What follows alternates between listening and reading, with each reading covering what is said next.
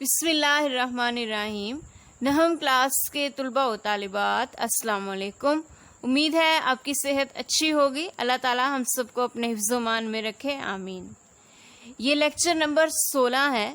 Lecture number 15 میں ہم نے مطالعہ پاکستان سبق نمبر 2 قیام پاکستان کے تدریسی مقاصد پڑھے اور اس کے علاوہ سن 1940 سے 1947 تک کے دور کا ایک مختصر جائزہ لیا۔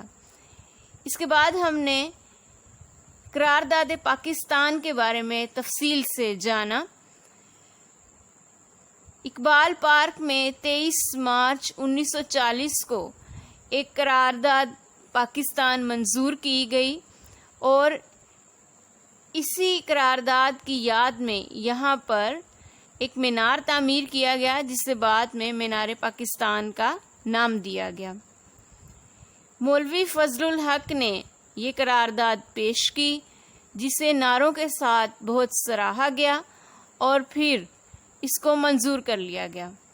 اس قرارداد کی صدارت قائد اعظم محمد علی جناح نے کی اور ان کے ساتھ بہت سی اہم شخصیات نے اس اجلاس میں شرکت کی۔ مطالعہ پاکستان کتاب صفحہ نمبر 20 پر آج ہمارا عنوان ہے قرارداد پاکستان کا پس منظر۔ پس کا مطلب ہے پیچھے، منظر کا مطلب نظارہ، یعنی قرارداد پاکستان جب پیش کی گئی تو اس کے پیچھے وہ ایسے کیا حالات تھے، اس کی ضرورت کیوں پیش کی گئی، قرارداد پاکستان کی ضرورت کیوں تھی، اور پھر اسے پیش کیا گیا اور خوب نعروں کے ساتھ اسے سراہا گیا اور اس کی منظوری دے دی گئی۔ آئیے اب اس کو تفصیل سے پڑھتے ہیں کہ قرارداد پاکستان کو پیش کرنے کے پیچھے وہ کیا وجوہات تھیں۔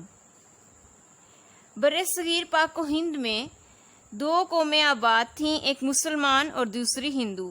مسلمان جانتے تھے کہ اگر انگریزوں نے برصغیر سے جانے کے بعد مسلمانوں کو اپنا الگ وطن نہ دیا یا مسلمان اپنا الگ وطن حاصل کرنے میں کامیاب نہ ہوئے تو وہ ہندوؤں کی دائمی غلامی کا شکار ہو جائیں گے، کیونکہ ہندو قوم نے ہمیشہ برصغیر میں آنے والی دوسری قوموں اور ان کے نظام کو اپنے اندر جذب کیا اور ان کی قومی شناخت کو ختم کر دیا۔ ہندو مسلمانوں کے ساتھ بھی یہی کچھ کرنے کا ارادہ رکھتے تھے۔ ہندو چاہتے تھے کہ انگریز حکومت کے یہاں جانے کے بعد برصغیر میں ہندو راج قائم ہو جائے۔ برصغیر میں اکثریت ہندوؤں کی تھی، اس لیے اقتدار بھی ہندوؤں کا ہی قائم ہونا تھا۔ مسلمان چاہتے تھے کہ انہیں ایک ایسی آزاد سرزمین حاصل ہو جائے جہاں وہ اسلام کے اصولوں کے مطابق اپنی زندگی آزادانہ بسر کر سکیں، اور ایسا تب ہی ممکن تھا جب برصغیر کو تقسیم کیا جاتا، یعنی وہ علاقے جہاں پر مسلمان اکثریت میں ہیں، یعنی مسلمان زیادہ تعداد میں رہتے ہیں، وہ علاقے پاکستان کی حدود میں شامل کر دیے جائیں، اور وہ علاقے جہاں پر ہندو اکثریت میں ہیں وہ ہندوستان بن جائے۔ ہندو مسلمانوں کا قتل عام کرتے تھے۔ برصغیر میں جب انگریز حکومت کر رہے تھے، ان کی موجودگی میں بھی ہندوؤں سے کوئی پوچھ گچھ کرنے والا نہ تھا۔ وہ بڑی آسانی کے ساتھ مسلمانوں کو کسی بھی وجہ سے قتل کر دیتے اور اس کے بعد ان سے کوئی تفتیش و تحقیق نہ ہوتی۔ اگر حکومتی نظام ہندوؤں کے پاس چلا جاتا تو مسلمان نہ صرف یہ کہ وہ دائمی غلامی کا شکار ہو جاتے، بلکہ ان کا جینا بھی محال ہو جاتا، ان کا مستقبل محفوظ نہ رہتا۔ لہٰذا مسلمان چاہتے تھے کہ وہ ایک آزاد ریاست حاصل کر لیں جہاں وہ آزادی کے ساتھ رہ سکیں اور اپنے مذہب اسلام کے مطابق زندگی بسر کر سکیں۔ ہندو ہمیشہ سے یہ کوشش کرتے رہے کہ وہ مسلمانوں کی زبان، ثقافت اور تہذیب کو ختم کر دیں، ان کی الگ شناخت کو ہمیشہ کے لیے مٹا دیں۔ لیکن مسلمان ایسا نہیں چاہتے تھے۔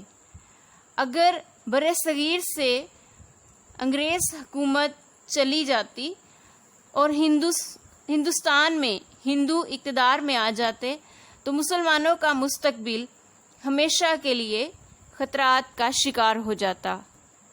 لہٰذا مسلمان ہمیشہ سے یہ چاہتے تھے کہ وہ ایک ایسی اسلامی ریاست حاصل کرنے میں کامیاب ہو جائیں جہاں وہ قرآن و سنت کے مطابق اپنی زندگیاں گزار سکیں۔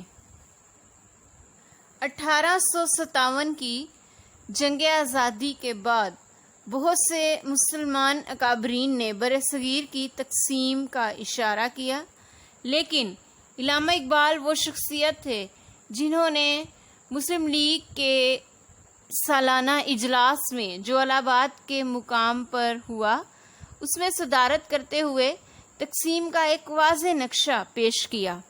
علامہ اقبال کی شخصیت کے حوالے سے ایک شعر میں کہنا چاہوں گی: ہزاروں سال نرگس اپنی بے نوری پہ روتی ہے، بڑی مشکل سے ہوتا ہے چمن میں دیدہ ور پیدا۔ علامہ اقبال وہ شخصیت تھے جن کو مفکر پاکستان بھی کہا جاتا ہے۔ علامہ اقبال نے آنے والے دنوں میں واضح تقسیم کا نقشہ پیش کیا۔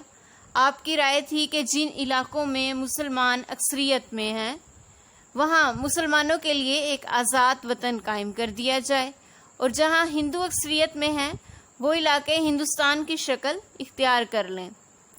اس کے علاوہ تیسری گول میز کانفرنس میں چودھری رحمت علی نے ایک پمفلٹ تیار کیا اور اس کو تقسیم کیا جس کا عنوان تھا ناؤ اور نیور، اب یا کبھی نہیں، یعنی اگر اب پاکستان نہ بنتا تو پھر کبھی بھی اس کے بننے کی امید نہیں رکھی جا سکتی، یا اس کے بعد اس کے بننے کا کوئی سوال یا جواز نہیں ہوتا۔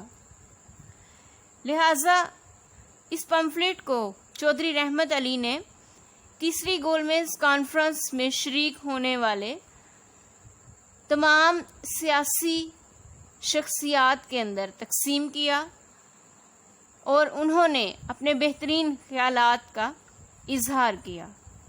سندھ مسلم لیگ نے سن 1938 میں اپنے سالانہ اجلاس میں تقسیم کے حق میں قرارداد منظور کی، اور سن 1940 میں قائد اعظم نے قرارداد پاکستان منظور کروا کے اسے ملی مطالبے کی شکل دے دی، یعنی اس قرارداد پاکستان کو منظور کر لیا گیا اور اسے پوری ملت اسلامیہ کا مطالبہ قرار دے دیا گیا۔